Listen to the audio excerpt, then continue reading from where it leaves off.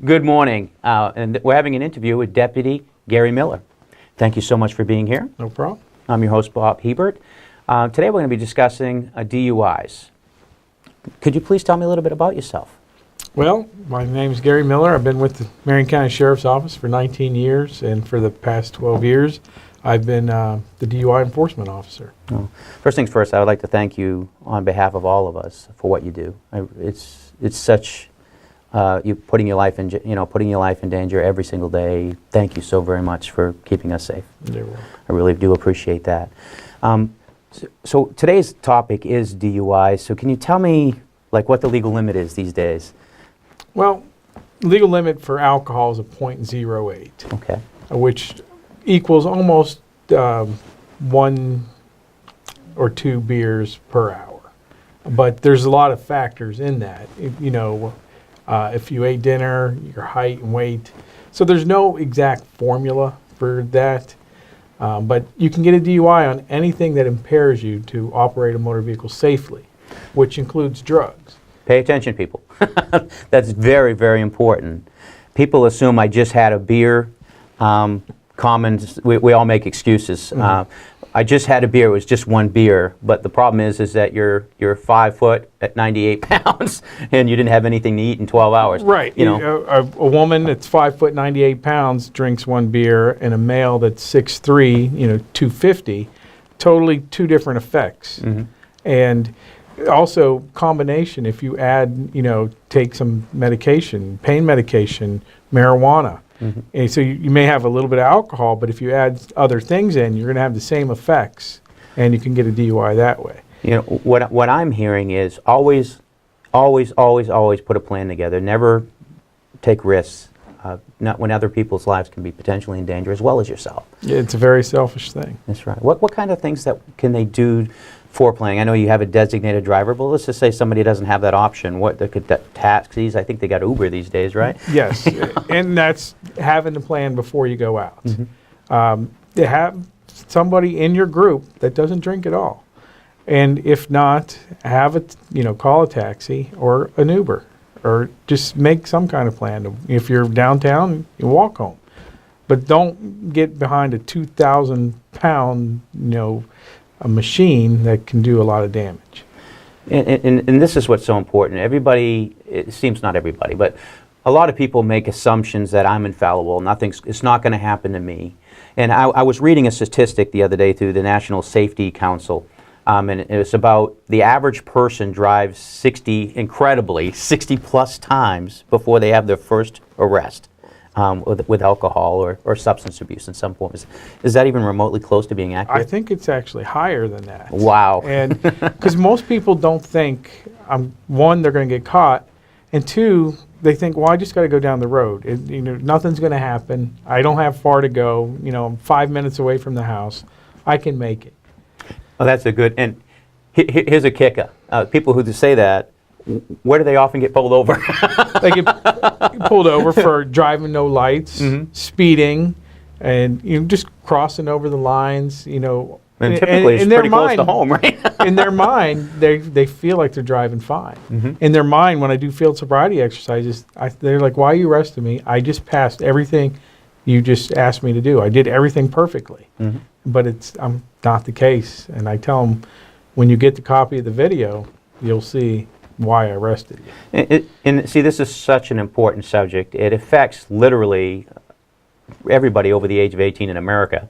It affects everybody, not just over 18. I'm just talking monetarily speaking, but yeah, absolutely. What are some of the things that people don't consider when you see? What are the excuses that you get?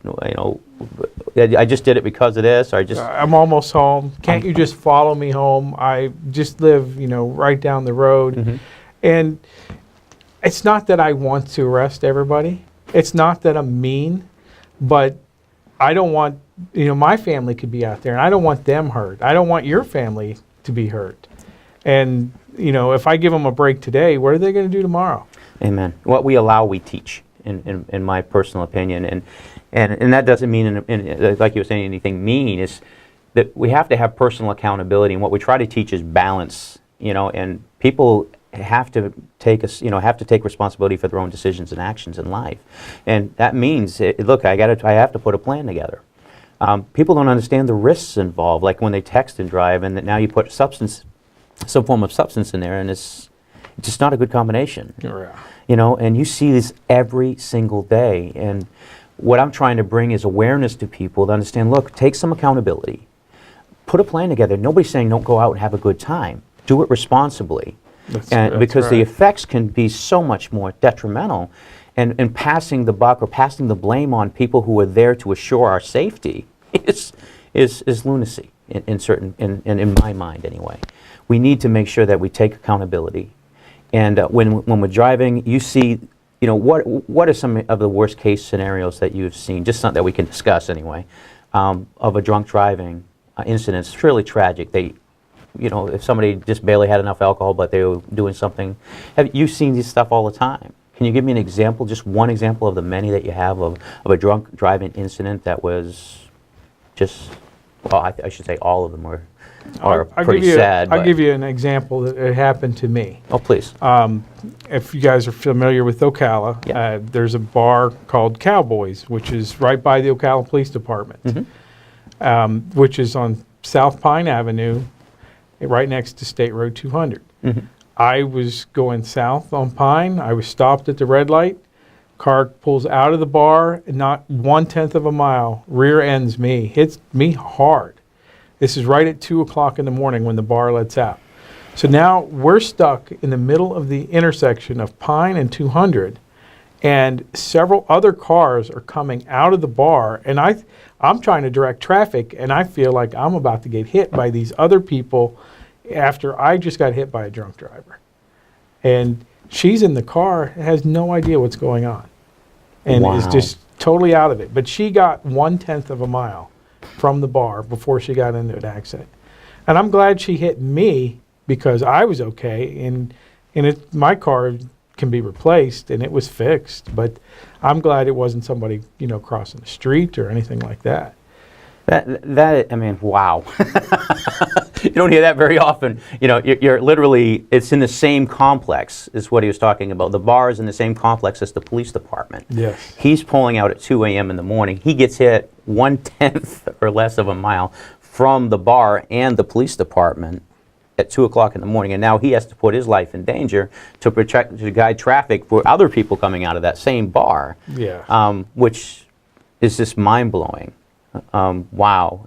Personal accountability, people. We just need to have a good time responsibly, enjoy life. Life is about quality. Is there any tips that you can provide us or give to people, not only to avoid drunk driving, but if they see or witness somebody impaired, or what's the best course of action for people to do? That happens all the time. People are afraid to call in because they don't want to get somebody in trouble. But I always, anytime somebody calls in and it leads to arrest, I call them and I thank them. And I tell them, you could have saved a life tonight. You could have saved somebody from, killing themselves or killing somebody innocent. The ripple effect of DUI is far-reaching. And it not only affects the people involved, but it affects all their loved ones, all their friends, and especially with that if a death occurs. For example, my friend Holly Cummings, do you know her? Mm. Well, you're a victim of DUI because you don't get to know who she was. You're a victim because she will no longer be able to affect the community the way she used to. So because of that, you're at a loss because you never got to meet her.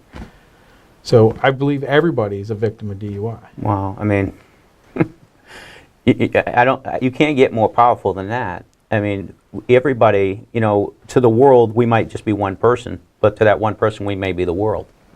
And now I will never get to know this individual who inspired and touched so many lives prior because of that one decision that somebody made. Yes. It's kind of heart-wrenching in a way. Not in a way. I mean, it is heart-wrenching. It's just now I wish I would have got to meet her. Yeah.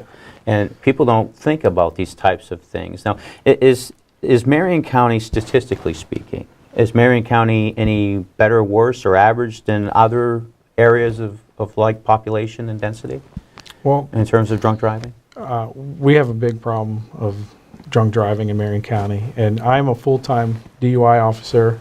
Ocala Police Department has a full-time DUI officer, and we both make over 100 DUI arrests a year. And that's just 2 officers. Not, and you count all the other officers, and there's a lot of DUI arrests in Marion County. Is that statistically, are you familiar with the statistics at all? Or do we have, I remember looking at crime statistics, and we used to think that, okay, well, Marion Oaks, we have a major issue, but when we put it in proportion to other parts of the county, we're there. We're pretty much the same as the rest, or better than some and worse than others. Are we in line as far as drunk driving, as far as everybody else? So we have, does other states or counties that you know of have the same level of problem that we have? Well, I know we're not a college town like Gainesville, but I haven't really looked at the statistics. But it is a big problem in Marion County. No, it's just it's interesting. It's interesting. I kind of know the answer to this, I think, but does this problem transcend demographic? The rich, poor, indifferent. Is it all levels that are? Is it more? It is all levels. It's all levels. And, yeah, it affects everybody the amazing. same, and everybody that drinks, can get a DUI. It doesn't matter if you're really rich or really poor. It's going to have the same outcome. Wow. It's interesting. I was reading some research to prepare for this interview. I was reading some statistics on insurances, and that's why I was mentioning previously about everybody over the age of 18. But you're absolutely right. It affects every single person in America. But from an insurance statistic, it says that everybody over the age of 18 pays an extra $500 on their insurance policies over the course of a lifetime because of drunk drivers. So that means every single person, regardless whether they drink, they don't drink, or what have you, are affected by other people's decisions. Yes. And I was reading that and tell me if I'm correct or incorrect, that between 50 and 75% of drunk drivers, after they get caught, after they get their license removed, they still continue to drive. Is that true? A lot of in your people, because license is just a little card, and they say, well, I got to go here, I got to go there, so I'm going to drive. And even repeat offenders, I'd say 50% of the people I arrest have at least one prior DUI. Wow. Yeah, you'd think, because the average person, when it's all said and done with fines, probation, court costs, lawyer fees, the first DUI costs you at least $10,000. And every DUI after that gets more expensive. And Wow. The repeat offenders is probably like 50%, unfortunately. It brings me back to back in the 80s. I knew a gentleman who had repeated DUIs in a short period of time, and they basically just lost his license, and they slapped him on the wrist back then. But today, there's much more powerful or engaging penalties for drunk driving. Is that correct? I mean, now you lose your license, but you also, like you said, $10,000 worth of fines. Is it a second offense? Is it jailable? Yes, depending on how long in between the two offenses, but I think there's like a minimum of like at least 15 days in jail on the second offense. Wow, man. Which is probably not enough, but well, it makes an impact. You're 15 days away from work or what have you. It's just so interesting to me that this is a problem that it's kind of like been in the fray, if you will, of society, and we're addressing it, but not really addressing it the way that it needs to be addressed, because it seems to be a mindset. Right. If you have a substance abuse problem or an alcohol problem, it should be addressed regardless whether it's one offense or not. We should address it immediately, because what we allow, we teach. We're teaching, hey, it's okay, we all make mistakes, which is great, but we should do more to correct that mistake initially, I think. What's your thoughts on that? Well, my thoughts are a lot of it's media. Because if you look at commercials, movies, you can't have a good time without a beer. And that's what they portray. And that's a lot of people think that. And nobody thinks about the effects until something happens to them. Nobody thinks they're going to get in trouble. Nobody thinks there's a problem until it affects them personally. Isn't that the truth? Isn't that the truth? You know, if we were to, in closing, if we were, can you give any ideas or tips or what people should do to be proactive and/or preventative in DUI? Well, I think, like we discussed earlier, is to have a plan. Before you go out, know that one person is the designated driver.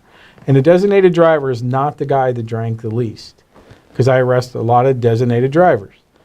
It's the guy that did not drink at all. And a lot of places will give you free soda or whatever for a designated driver, so they can have something to drink. But having a plan, and if your plan doesn't come together, if your designated driver leaves you, call an Uber, call a taxi, call mom and dad. Mom and dad would rather you call them at 3 in the morning to come pick them up than you going to jail or worse, dying. Uber and taxi or dealing with mom and dad is a lot less costly than dealing with the consequences of actually driving drunk. Yes. Officer Mel, I cannot thank you enough for being here today and sharing this information with us. Thank you so very much for being a part of this. My pleasure. Have a great day. Thank you all for joining us.